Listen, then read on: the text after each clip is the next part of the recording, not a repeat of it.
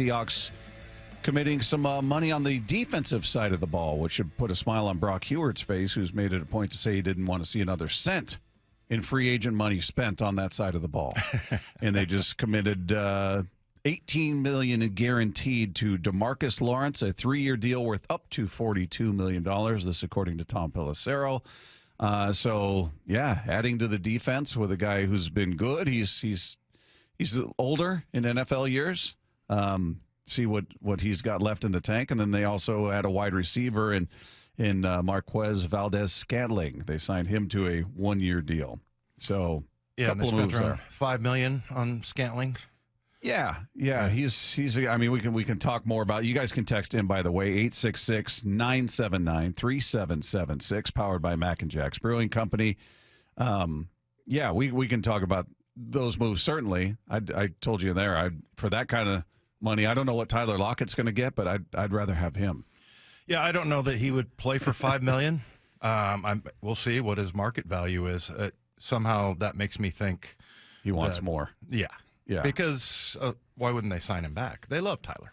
Yeah, love and him. he's a better receiver and a more productive receiver. So yeah, I mean, I like that they found somebody to bring in, and you knew they had to, and I assume they'll be draft picks and things like that. So not wringing my hands over the move, but when you look at just the receiver, I'm like, if Tyler's in that neighborhood financially, much rather have him. Well, sure.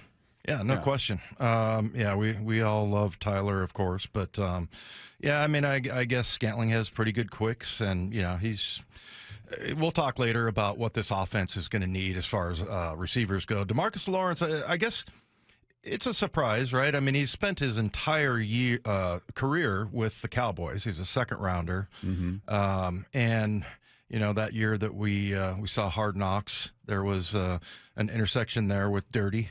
And, he was coaching down in Dallas. But, he'd only played in 4 games, but obviously they got a chance to look at him, right? And that was the problem.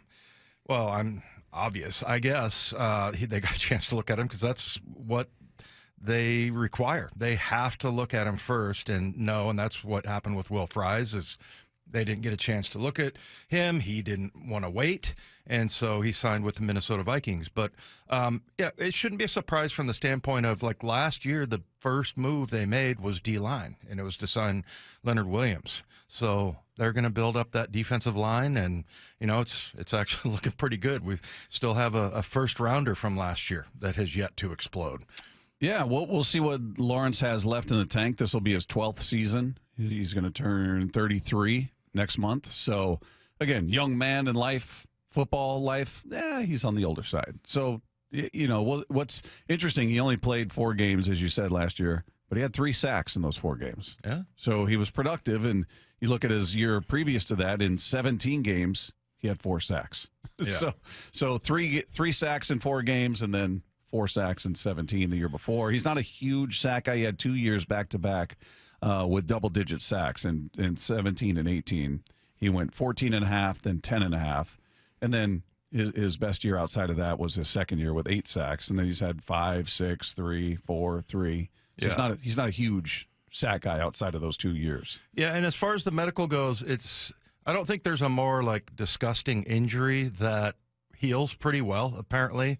Because I had the same thing, the Liz Frank, and it's kind of where, for me, I took a stab into the ground and my foot folded the wrong way, up. Like everything else you touch, it just broke. It just broke. Happened. It just broke. But by the time that I was in free agency, and this was late in the season, and free agency was in, I guess it was in March or April, it was fine. And they cleared me. They're like, I was like, I had Liz Frank, and they looked at it, and there was no surgery or anything like that. So, and also, his happened, the 4th game, or maybe in practice before the 5th game. I'm not sure about that, but it's been a long time to heal, so they got a chance to look at it, and that was the main thing. I mean, I think based on what their standards are with Will Fries, if they hadn't got a chance to look at Demarcus Lawrence, probably weren't going to sign him. Yeah, and I can appreciate that. The Fries thing, you need a player. You're hoping to get a player like that, but he was somebody who wanted to get the deal done, didn't want to wait till the league year started to where he could be examined. So he took the deal that was out there. And look, I don't blame them for saying, look, we want to make sure this guy's put together all right. He's sound. That we're not going to commit a bunch of money and then all of a sudden find out he's got this massive knee injury or some other thing that's going to hold him back. So I don't blame them for that.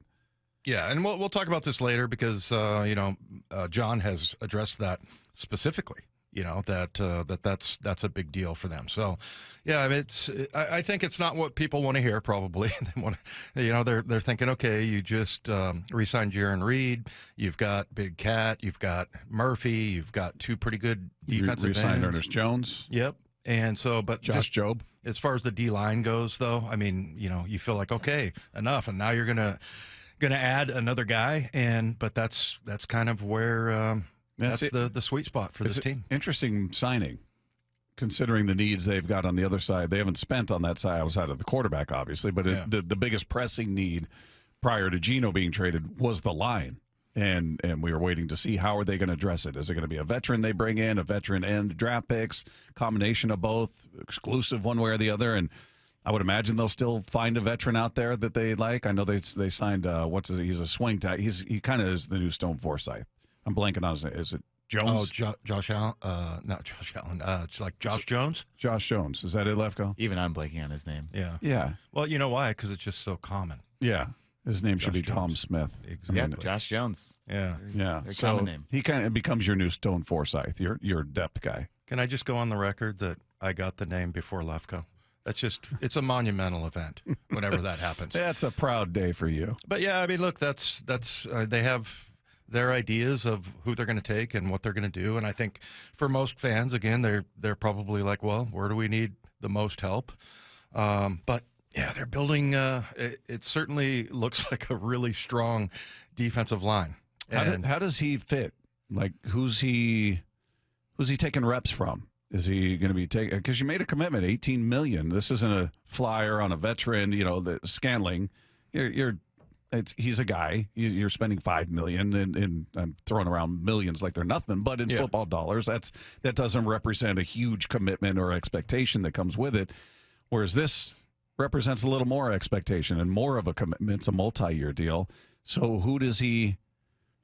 I guess is it Uchenna? Is it Boye? I don't see him as a stand-up guy. That's for sure. They got him listed as a defensive end. Yeah, but maybe he's more of a run stopper. I know he's got a reputation as being pretty good against the run, for what I remember. But yeah, I don't know. It'll be curious to see how they work him in and what his role is.